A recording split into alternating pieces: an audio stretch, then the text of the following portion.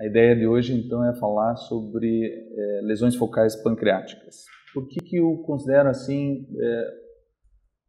importante a gente conversar sobre pâncreas especificamente? Eu acho que todo mundo que vai laudar, né, algum exame de pâncreas tem que sempre estar com o pé atrás, assim, ou sempre dobrar a atenção na avaliação.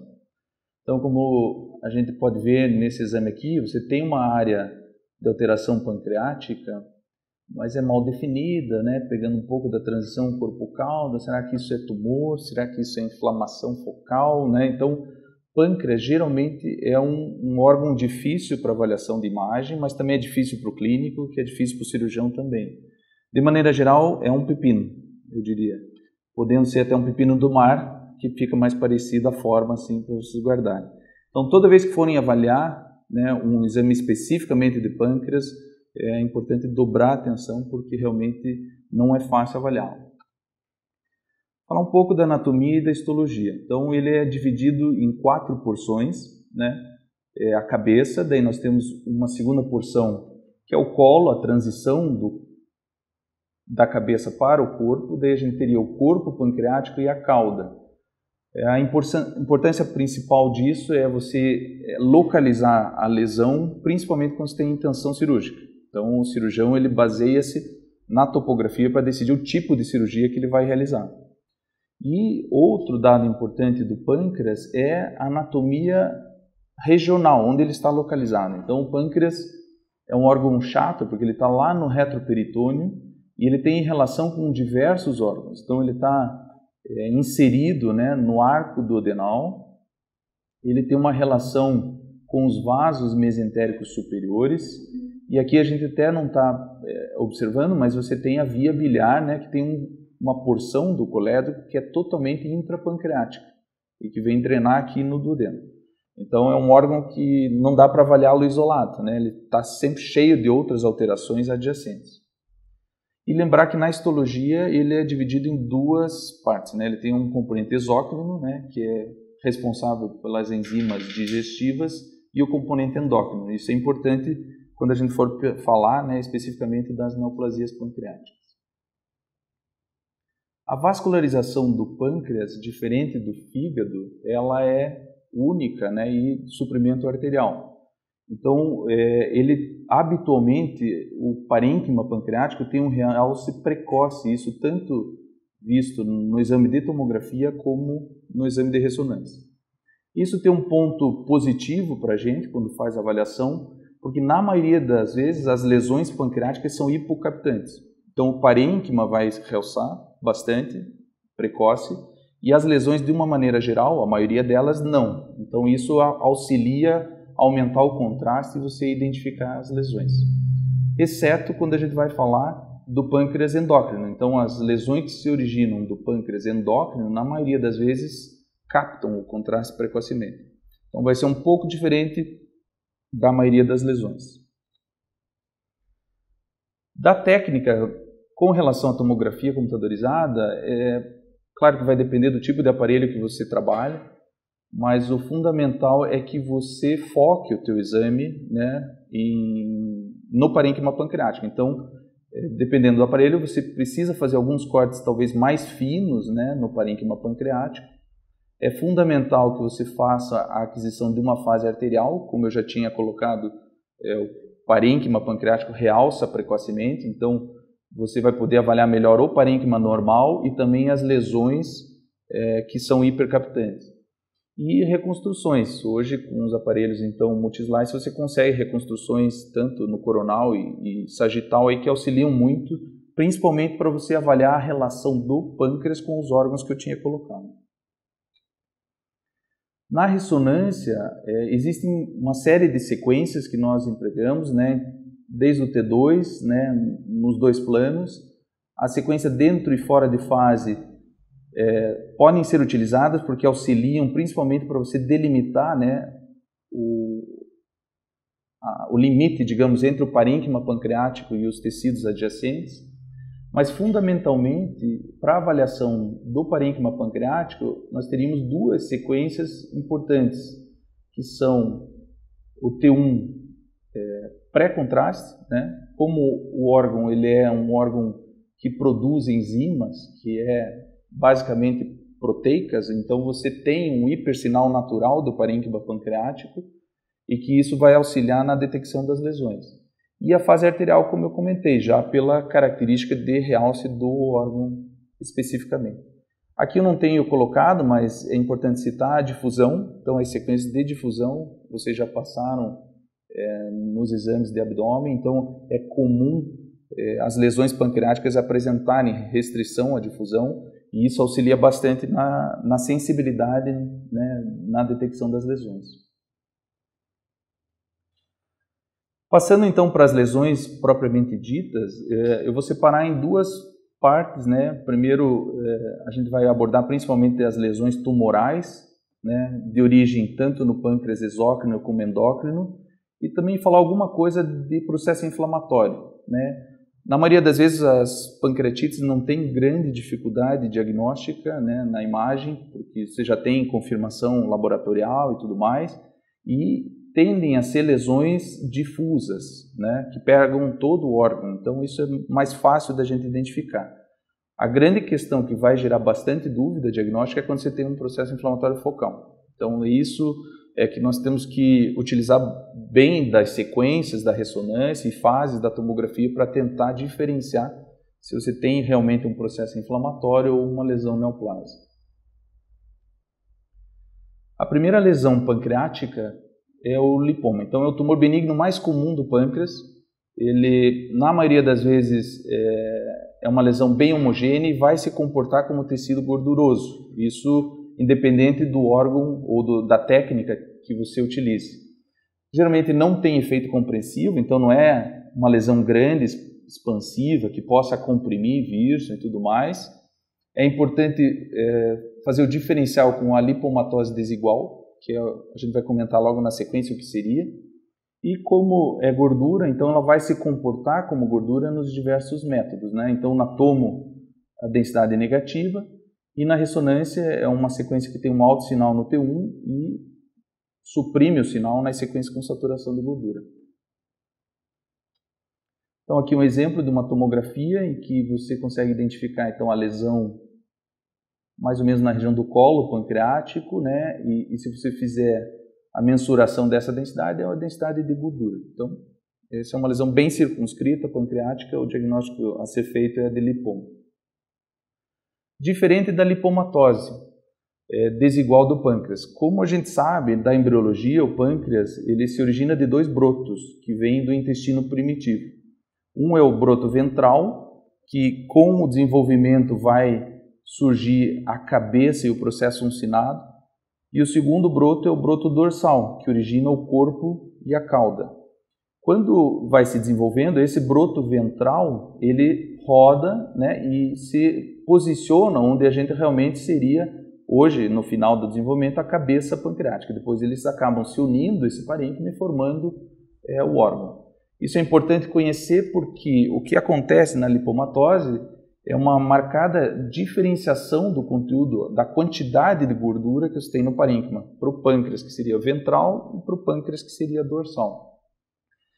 A importância é que pode mimetizar lesões. Você vai olhar, às vezes, até no ultrassom, por exemplo, um paciente mais jovem, que o pâncreas é mais hipoecóico, de repente você tem uma área mais ecogênica, né, pegando na cabeça, heterogênea muitas vezes, e que você não sabe se é lesão ou se é só infiltração gordurosa.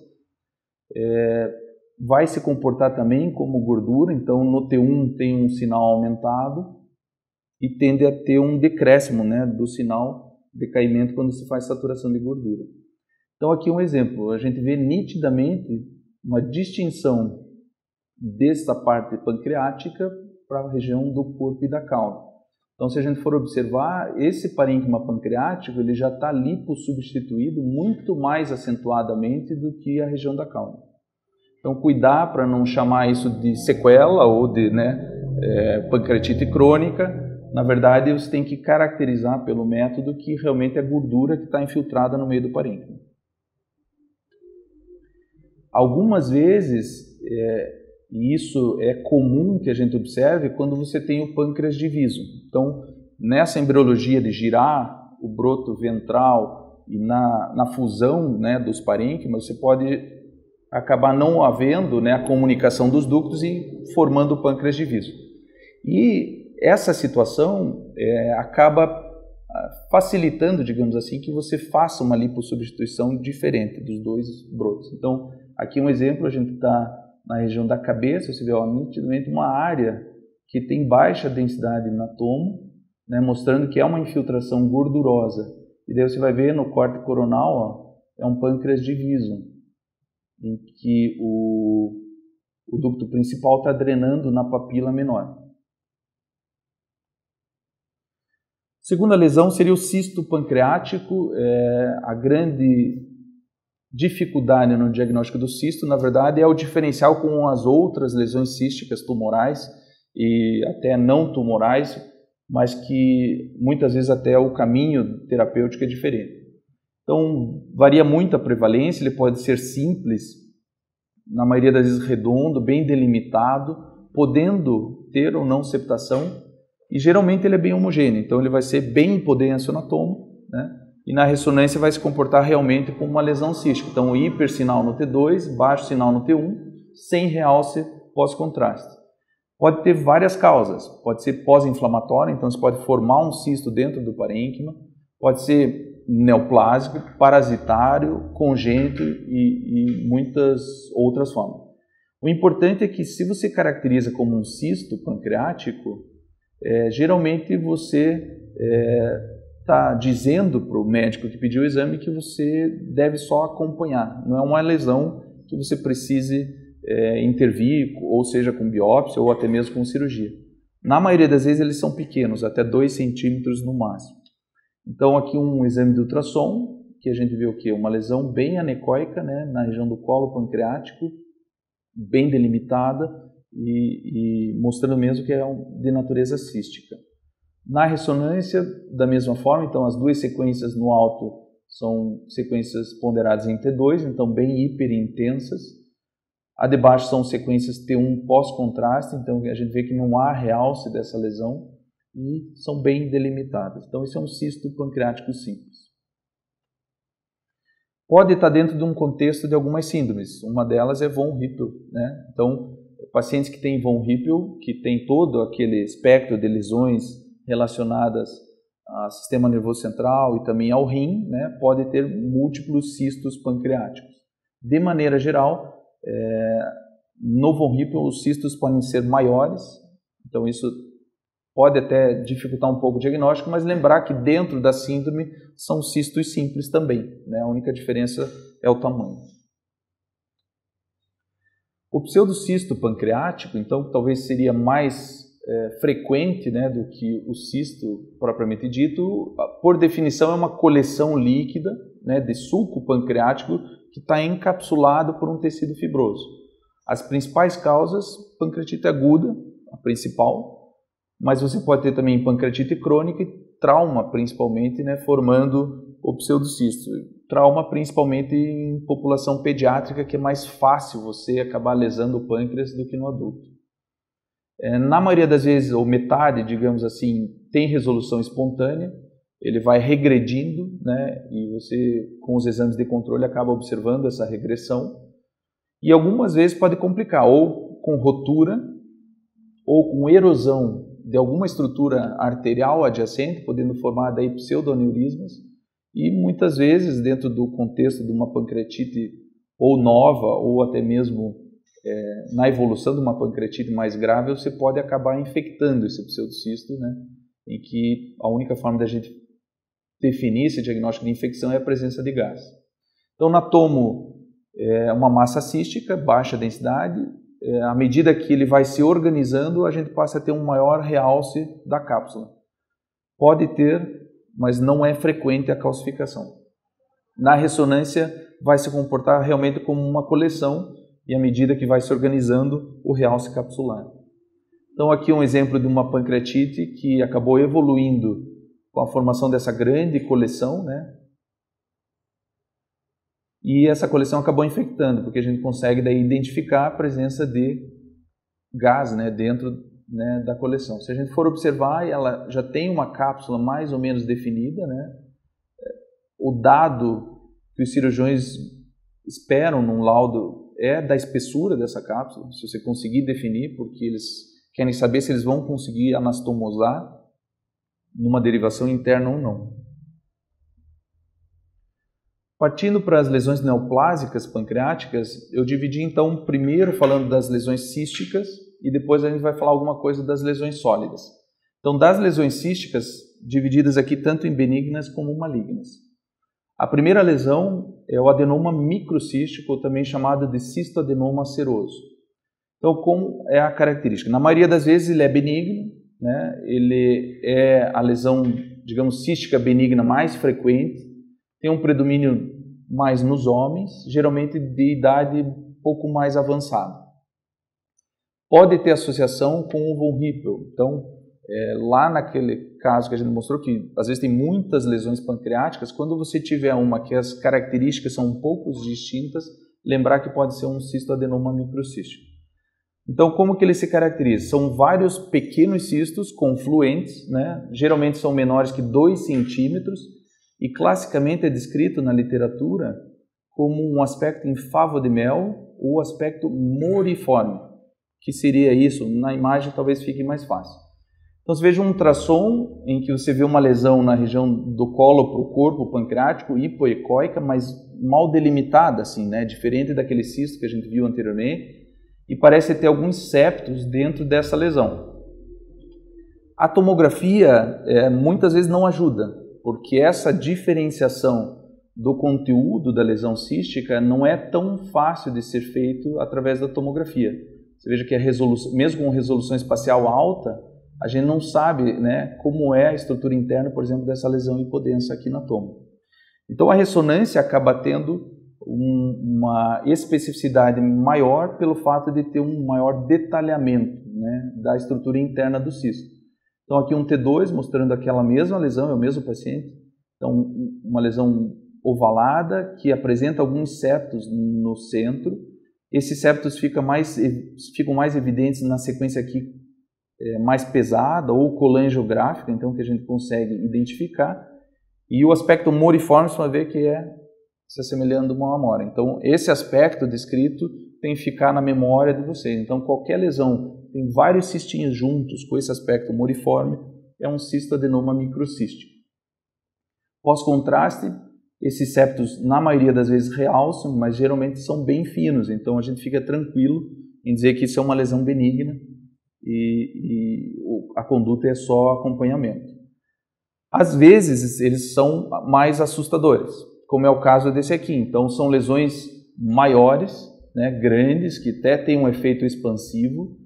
Mas o interessante é que se você observar é uma lesão grande na cabeça pancreática e a gente não tem icterícia obstrutiva. Então, na maioria das vezes, eles não causam obstrução do colédoco, mesmo sendo lesões grandes.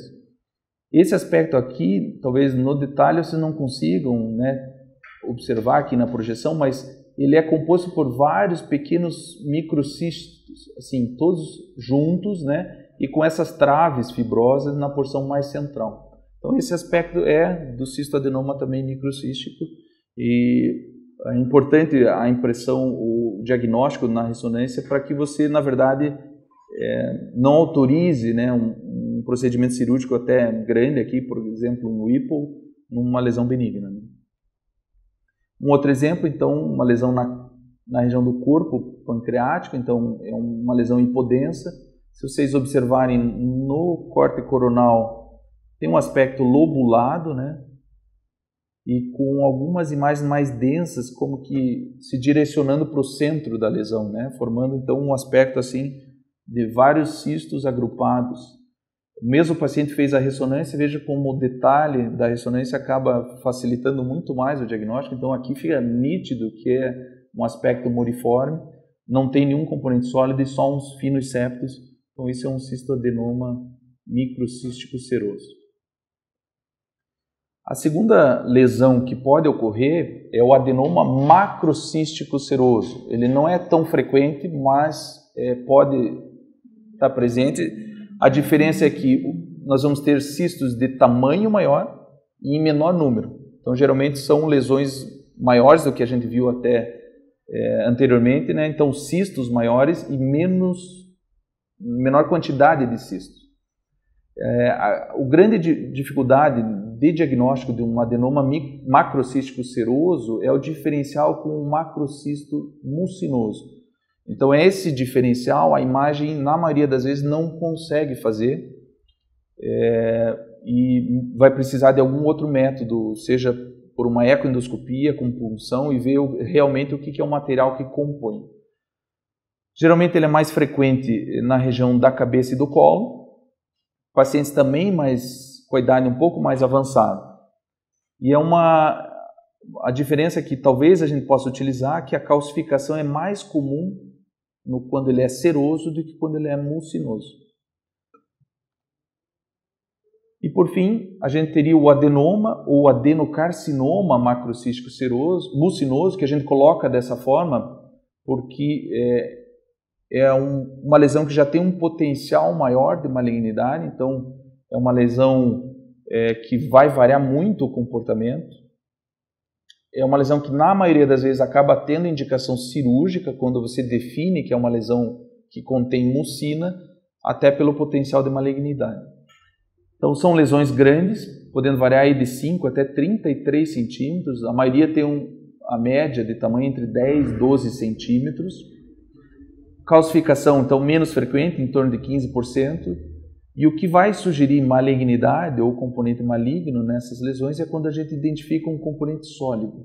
Isso o que é? Um nódulo mural, uma vegetação, alguma coisa, um septo mais espesso, em que a gente tem que identificar na imagem. Então, fazendo um resumo nesse quadrinho, então, nas neoplasias císticas, nós vamos ter basicamente 3 tipos. O primeiro é o adenoma microcístico seroso, que é uma lesão benigna.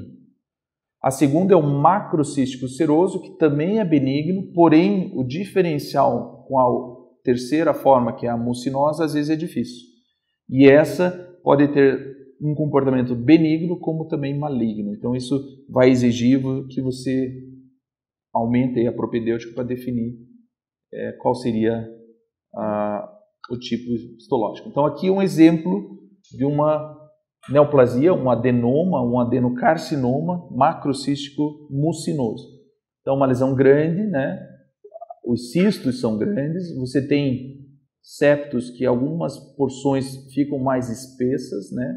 E daí quando você faz a injeção do contraste, você observa que na verdade tem um componente que é sólido, né? Nodular dentro da lesão cística. Então esse aspecto tem que levantar que isso é uma lesão maligna, né, e provavelmente mucinosa para que ela seja ressecada. E a última lesão cística que nós temos, que é o tumor intraductal mucinoso papilífero, ou do inglês que a gente põe o IPMN, né, em português seria o TIMP, né, que é o tumor intraductal. Ele tem, na maioria das vezes, uma malignidade de baixo grau, né, pode ocorrer ou não. Pode comprometer tanto o ducto principal, né, o vírus, como ductos secundários, uma discreta prevalência para homens e geralmente adultos, né, de idade mais avançada. A maioria dos pacientes é assintomático, porém esses pacientes que apresentam uma neoplasia intraductal, eles têm um aumento na frequência, né, de pancreatite, então podendo ter pancreatite aguda e às vezes episódios repetidos até evoluindo para pancreatite crônica.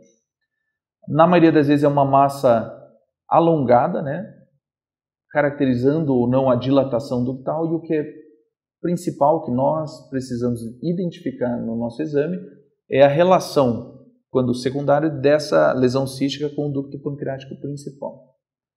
Eu não preciso nem falar que a ressonância é superior, né, porque a gente vai utilizar as sequências de colangio para fazer essa definição.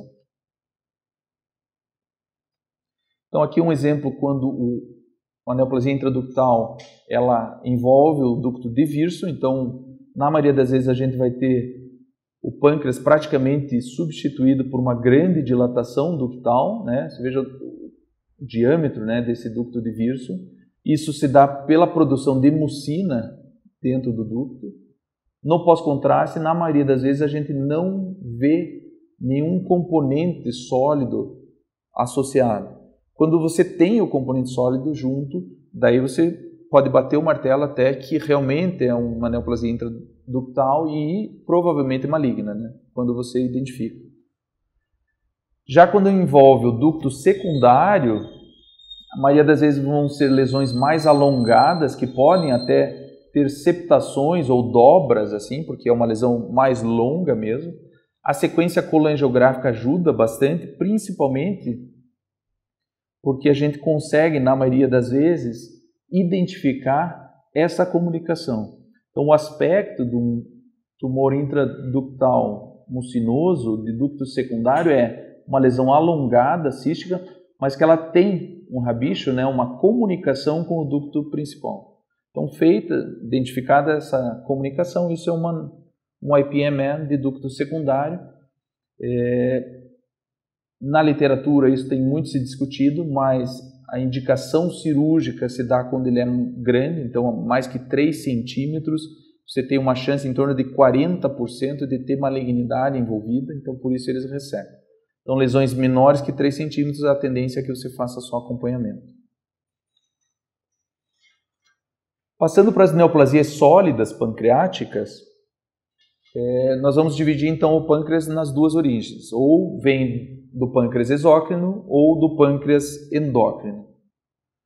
O primeiro e o tumor, claro, mais frequente que nós temos que nos preocupar, principalmente, é o adenocarcinoma pancreático. Então ele é responsável por 95% das neoplasias malignas do pâncreas. Ele vai ocorrer mais frequentemente na 7ª década e, infelizmente, é um tumor que a gente vai conseguir ressecá-lo de uma forma, digamos, curativa em torno de 8 a 15% apenas, no diagnóstico. Existe uma prevalência do tumor na região da cabeça. Isso, de certa forma, é um dado positivo, porque quando ele cresce na cabeça, ele dá sintomas mais precoces, né, porque ele acaba obstruindo a drenagem biliar. Diferente de quando ele dá no corpo, na cauda, que na maioria das vezes acabam sendo sintomas vagos assim e que acabam retardando esse diagnóstico. Na tomografia, o tumor tende a ser uma massa hipodensa, hipovascular, na grande maioria das vezes. Nós encontramos alguns sinais que são importantes quando presentes, porque eles corroboram esse diagnóstico de um adenocarcinoma, que é a dilatação do ducto, a montante da lesão, com atrofia do parênquima. E isso até é bastante frequente, se vocês observarem aí na prática, quando você tem um tumor, seja ele na cabeça, seja no corpo, há uma atrofia com uma dilatação do virsum a montante. É importante uma avaliação da vascularização, né? Lembrando lá da anatomia, a relação do pâncreas com os vasos mesentéricos superiores e também a presença de linfonodos adjacentes. A ressonância vai ter achados semelhantes, né, os achados morfológicos semelhantes, e você, identificando esses achados, você fecha praticamente o diagnóstico de um adenocarcinoma.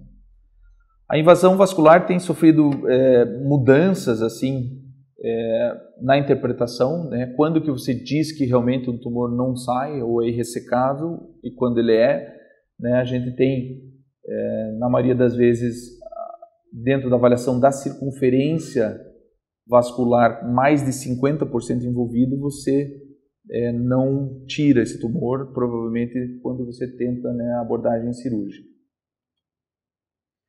Só para ter uma ideia assim, em termos de epidemiologia, então a taxa de sobrevida depende muito ou tem grande impacto dependendo do tamanho desse tumor.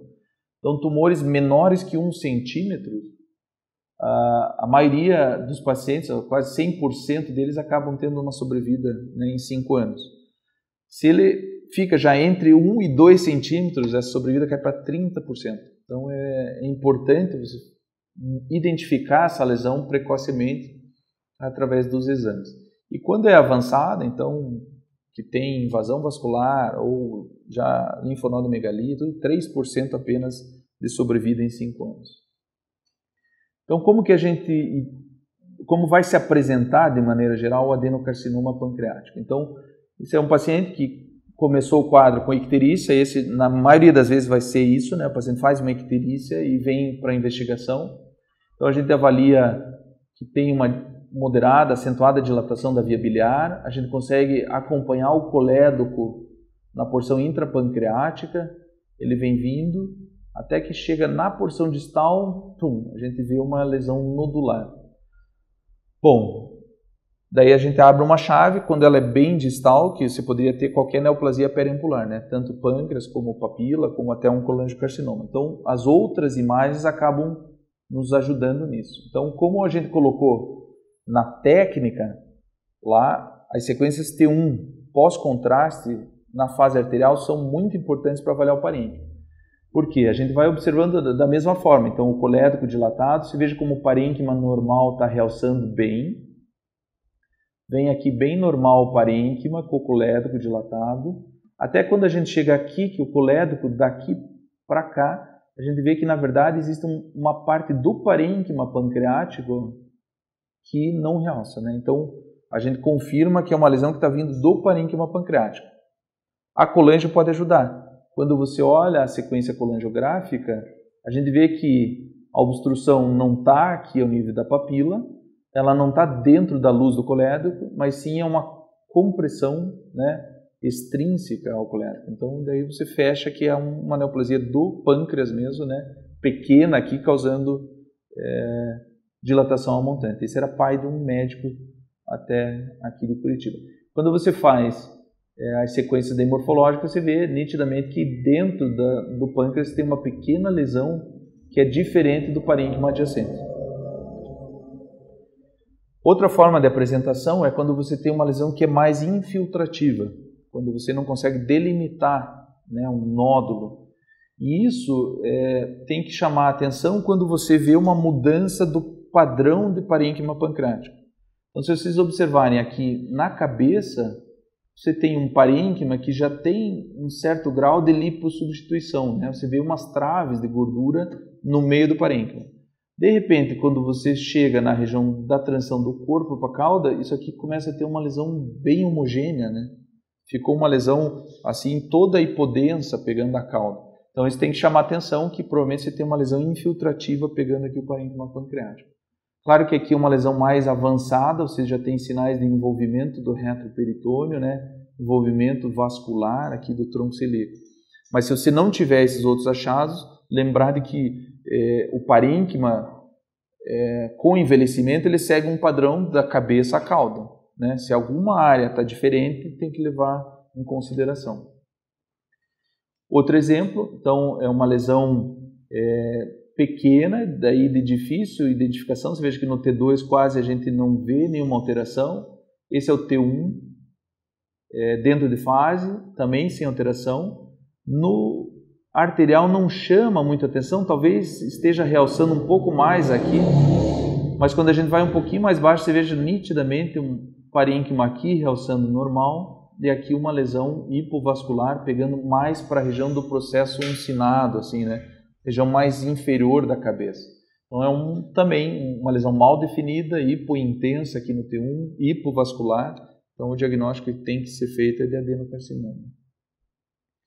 No coronal, né, a gente também tem essa área mais medial da cabeça aqui com a lesão hipovascular.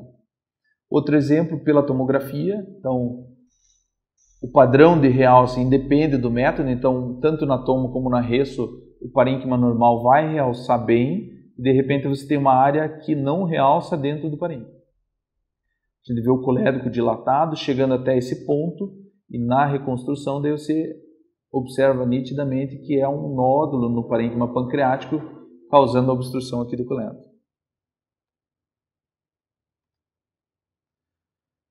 Saindo então do adenocarcinoma, uma segunda neoplasia que a gente vê com uma certa frequência é a neoplasia epitelial sólida e papilífera, né? Que é o tumor de Franz. Então é um tumor que é benigno, mas pode ter um potencial de malignização, mas geralmente muito baixo. Então, na teoria, né, e também na prática, de maneira geral, é uma lesão benigna. Tem uma predominância alta no sexo feminino, né? Então 9 mulheres para 1 homem. Então, mulher jovem, faixa etária entre 20 e 30 anos, em que você identifica uma massa pancreática, a primeira opção que já tem que vir à cabeça é o tumor epitelial sólido e papilífero. Características dessa lesão é que como é uma lesão grande, na maioria das vezes ela é encapsulada e ela tem áreas de necrose e hemorragia dentro da massa. Então, uma lesão feia, heterogênea, numa mulher jovem, esse é o diagnóstico que deve ser feito. Como eu coloquei, geralmente são lesões grandes, né, até 15 centímetros muitas vezes, e é mais comum na região da cauda pancreática. Então, aqui um exemplo, tomografia computadorizada, paciente jovem, você tem uma lesão expansiva, né, que tem um realce heterogêneo pelo contraste, com algumas áreazinhas mais hipodensas, lembrando realmente um componente cístico, né, pegando na região do corpo aqui do pâncreas. Então, mulher jovem, uma lesão, uma massa heterogênea com um componente sólido cístico, e se ainda tiver hemorragia interna, isso é um tumor de pâncreas. Passando para a porção endócrina do pâncreas, então a neoplasia endócrina mais comum é um insulinoma. Ele vem da ilhota, né, pancreática e na maioria das vezes ele acaba funcionante esse tumor. Então isso auxilia porque a clínica é bastante característica, né? Então o indivíduo apresenta a chamada tríade de Virchow, que é crise de fome. Então o paciente faz hipoglicemia. E daí quando você normaliza, digamos, essa glicemia, seja por comer ou seja por até uma glicose endovenosa, você fecha a tríade, né, do insulinoma funcionante. Na maioria das vezes ele é uma lesão única, né, em 80% a 90%, mas lembrar que pode ser múltiplo e algumas vezes até pode ser uma condição que seja difusa de todo o parênquima, em que seria um aspecto de hiperplasia, que seria a nesidioblastose. Muito raro, a gente quase nem observa dessa forma. Tamanho variável, né? Na maioria das vezes são lesões pequenas, né? Vão ser hipodensas e como eu coloquei lá no começo com relação ao comportamento frente ao contraste, as lesões endócrinas tendem a ser hipervasculares, na maioria dos casos. Então aqui um exemplo, paciente com sintomas que sugerem, né, a presença de um tumor funcionante aí do pâncreas. Então, pré-contraste a gente até não vê grande alteração no pâncreas. Quando a gente injeta o contraste, fase arterial, então uma lesão nodular bem delimitada e bem vascularizada na região da cabeça. Então, se tiver, né, clínica e laboratório para isso, isso é um insulinoma sem menor dúvida, né, diagnóstico. Essa época que a gente tinha um aparelho, você veja, helicoidal, duo, né, só 2 cortes, e a gente fazia essas reconstruções aqui. Fazia uma reconstrução curvilínea, até ficava mais bonito que eu conseguia pegar o pâncreas inteiro, né? E você vê que dá para identificar bem, né, e demonstrar bem que é uma lesão hipervascular, a veia mesentérica passando do lado aqui, na região da cabeça pancreática. Na ressonância, o insulinoma tende a ser uma lesão que tem um hipersinal nas sequências ponderadas em T2, né? Então aqui no coronal também demonstrando. Nem sempre vai ocorrer aquele flush arterial bem característico como tinha no caso anterior, mas o importante é que você documente que realçou precoce. Então aqui está difícil de vocês identificarem, mas ela foi praticamente dobrou a intensidade, né, do pré para o arterial. Então realmente é uma lesão que está realçando precocemente. Então você tem que pensar no tumor endócrino. A segunda forma que pode acontecer é quando você tem um tumor de origem na ilhota pancreática que não é funcionante. Aqui, na verdade, é um grande saco de gato, né, em que a gente vai colocar todos os tumores que são o quê? Os neuroendócrinos hoje. Então, eles não são funcionantes, né, mas eles vêm da parte endócrina pancreática. Então, na maioria das vezes são assintomáticos porque eles não têm funcionamento, então não geram clínica, a não ser que sejam grandes lesões, em que você possa ou palpar uma massa ou ter algum sintoma compressivo, né, dessa lesão, daí causando algum sintoma. Senão, normalmente não tem muita sintomatologia. São lesões grandes, de 6 a 10 centímetros, na maioria das vezes maiores que 5, então em torno de 72%, e malignização vai estar presente em cerca de 80% deles. Então, a grande dificuldade ou prever se ela vai ser maligna o comportamento ou não, só é possível ser realizado depois que você faz uma avaliação histológica e imunohistoquímica, digamos, desses tumores. Então tem alguns elementos nessa avaliação que dizem se esse tumor vai ser agressivo ou não vai. Na maioria das vezes também são lesões hipervasculares, né? Então você vai ter o realce na fase arterial em 80% e na maioria das vezes uma lavagem lenta. Então aqui um exemplo, um tumor neuroendócrino na cabeça, então uma lesão expansiva, T2, aqui T1, uma lesão hipointensa, fase arterial, você vê que tem um realce heterogêneo da cabeça, né, da lesão, mostrando que tem um realce precoce e que vai muitas vezes gradativo esse realce. Aqui está causando um sintoma obstrutivo, você vê que a vesícula está bem distendida, né, com icterícia, então esse acaba tendo sintomas. E por fim, para finalizar, é uma mensagem que a gente precisa colocar, que é quando você tem um processo inflamatório que mimetiza uma neoplasia pancreática. Essa talvez seja a maior dificuldade que você possa ter quando você vai avaliar pâncreas, que é o que a gente chama de pancreatite crônica pseudotumoral. Então, geralmente, você está dentro de um contexto de uma pancreatite crônica, né? Então o paciente tem história ou de alcoolismo, o paciente já teve vários episódios de pancreatite aguda, então você caracteriza que tem pancreatite crônica e de repente forma uma lesão pseudotumoral, né, ou uma lesão expansiva no pâncreas e que você tem que fazer o diferencial, se isso é só processo inflamatório ou se é tumor. Eu diria que é muito difícil isso por imagem, né?